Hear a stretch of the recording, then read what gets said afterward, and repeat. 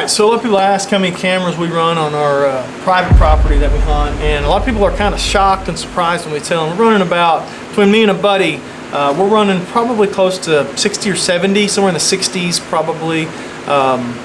Regular cheap cameras like a Wild Game or a Tasco or something like that. We run a bunch of these, and people kind of ask, like, how do you even run that many cameras? How do you keep up with them? How do you do it and not just waste a ton of time?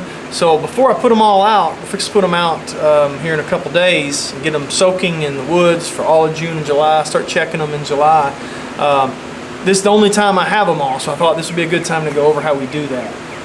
First thing, these are just mine, and it's not even all of them, but it's most of them. We number every camera. So for example, it's kind of hard to see, but that one's got a 1 on the top. So I take a black Sharpie, and one of the first things I'm going to do is I'm going to go through and I'm going to renumber all of these cameras. I'm going to make that look better. It's been out in the sun for a year, gets a little faded. I'm going to put a 1 on there, and then I'm putting my initials on there. Because again, my buddy's got about 30 cameras just like this, and they get mixed around in the truck and stuff. We want to make sure we keep them separate, especially picking them up and putting them out. So I'll put a 1, I'll put my initials on there, and I'll go through each and every one of these cameras and do that. Last year we didn't put it on the outside of all of them. So for example, this Tasco right here doesn't have it anywhere on the outside. So to check the number, you actually had to open it up, and then the number was right here. We're going to make a more conscious effort to have it somewhere on the outside, so you can just look at it and go, okay, this is camera 2, get card 2 out. So right now I've got about 20 here that are not that were used last year. I've got 6 new ones in packages I hadn't even opened up. I'll probably buy 3 or 4 more next month and just keep adding to it until about August. And the way we do this is we use these cameras, and these cameras kind of give us some intelligence on where they're at. We try to leave them in that spot all year.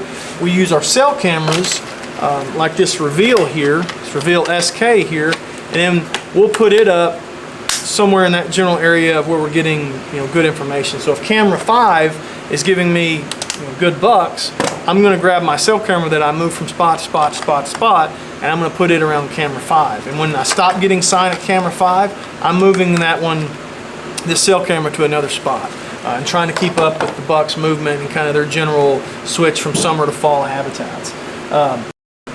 So the next thing issues that we kind of work through over the years is all the cards. So if you've got 30 cameras here, that means you need 30 SD cards. Well, in reality, 30 SD cards, when you go check those in July and August, if you're transferring those to your phone or something, it takes forever. So what we actually do is we get this little card thing here on Amazon. It's just a little card slot thing. I don't know what you even want to call it. We get 2 cards per every camera. So like camera 1, I have 2 cards for camera 1. And this little Amazon special here is like $15 on Amazon. It comes with the stickers. So both cards for 1, if I can get it to focus.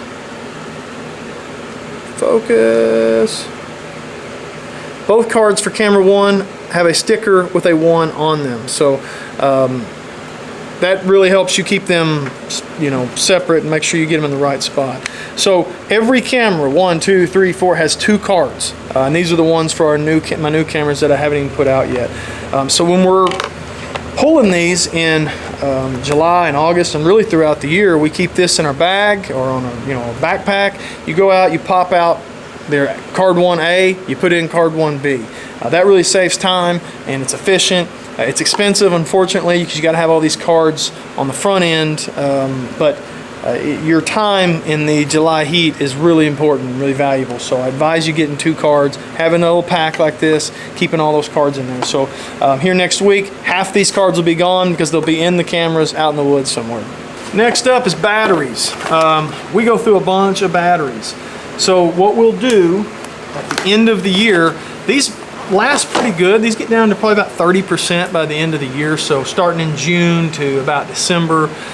They're not taking a ton of pictures because they're not on food necessarily. Most of the food cameras are like your cell cameras. These are on a travel point, a pinch point, rub, scrape, something. So they're taking maybe 1, 2, 3, 4 pictures a day at the most. So they don't just get used a ton. That's why you're able to put them on video mode, which is great. But the battery life turns out to be pretty good. And we use these Amazon batteries. They're just called Amazon Basics. They're the little yellow Amazon batteries. I think they're 30 cents a battery is what they end up being. I think we ordered them by the 100. So to start the year, I'll have 200 batteries. The cell cameras use quite a bit of batteries because you have to put 12 in there. But again, they should last a long time, especially if you have external battery packs or solar panels on them as well. But even these cameras, most of these are using 8. So you can think about 30 cameras at 8 batteries a pop. We're needing a bunch of batteries. So we're starting out the year with actually a little over 200, about 215, 220. But we order these off Amazon. I think these are about 25 a piece, so about $50 worth of batteries. But again, they should last all season for the regular cameras. The cell cameras, we might have to swap them out occasionally. And in cell cameras, I highly encourage you to build a battery box, which I'll do a video on that coming up, or use the Tacticam solar panels. They work really good too. So that's our battery life. Another thing I like to do is put notes in my phone and keep that as a note in there. So for example, I've got 1 through 26 cameras, and I've got what kind of camera it is. And I've got notes on there, so like 5 and 6, I need to get a second SD card because I only have one SD card in here. I lost the other one somehow. So I got to get a second one by the time I pull these cameras, probably in July. So I keep those in there, that way I'll know how many I need to get, stuff like that. And any little notes, so if I pull a camera and there isn't any pictures on it, like it took no pictures in the month or whatever it was out, I'll put a note in here and say, need to bring this camera home and figure out what's going on with it. And that way when you get out there in the heat of the moment, in the heat of the day, you can look at your notes and go, okay, camera 7 didn't take any pictures last time, let's bring it back and try new cards and stuff like that.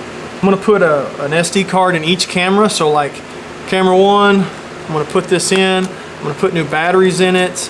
I'm going to set the clock, and that's a big thing a lot of people forget to do, is set the date and time before you get out there, because you don't want to get out there and have to set 26 date and times. Do it before you go, have new batteries in it. So all you gotta do is when you get there, turn it on, put it on a tree and leave. And I'm gonna check each one of them and make sure they're working, because some cards, especially if it's a micro that you've put in an adapter, they're notorious for not working. Either the adapter goes out or the micro SD goes out. They're notorious for that, but I got them on sale, and so that's why I have a bunch of them. One other thing I'm going to do before I put these out, I've got the SD cards in them.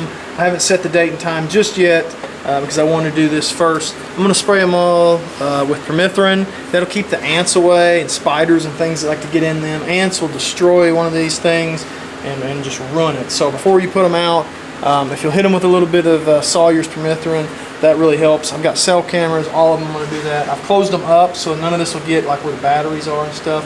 But I'm going to get their straps and everything. And just give them a light coating of permethrin. All right, so 200 batteries later and a bunch of time spent putting the date and time correctly on every camera. Got that all done.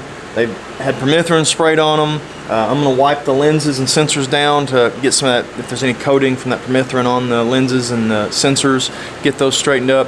The only other thing I have to do is put them out in the woods, and the way we kind of keep up with that is we use OnX. You can see we've got a bunch of black dots, black pins I should say. Black pins where we had cameras last year, so anywhere that once we pull that camera, we turn that pin to black, and if a camera's out, it'll be yellow. So you can see there's a couple cameras still out in the woods. So what, next week, all these black dots will be gone and there'll be yellow dots everywhere. And that's how we keep up with where the cameras are, because when there's 70 cameras, it's easy to forget where one was. And what we'll do is we'll take one of these cameras, and when I put a camera out, I'll place a pin where I'm standing. I'll name that camera with my name and then cam 7, 8, 9, whatever it is, whatever that cam number is going to be. And then I might even put a little note to the side like WG if it's a wild game camera.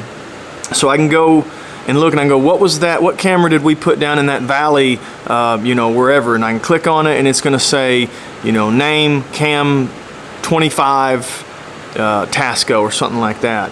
I might even take a picture of it if it's in an area I think it's going to be kind of hard to find, and then I'll put that picture with that pin, or photo on that pin, so when I look at it I go, oh, it's on that little tree. Find a little tree in the area there if it's not exactly 100% accurate.